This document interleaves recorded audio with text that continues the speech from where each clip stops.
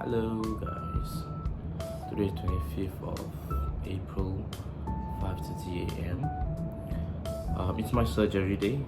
I'm a little bit afraid and nervous. So what we're gonna do today is ACL surgery and meniscus tear repair. Now we're gonna start fasting at 8 a.m. onwards, and because my turn for surgery will be at number 6 out of I'm not sure how many patients for today. Yeah, so I'll update you guys after or an hour before surgery. See you.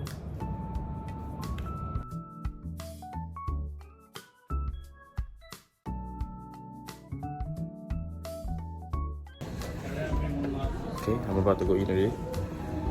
So see you guys soon after the operation. Peace out.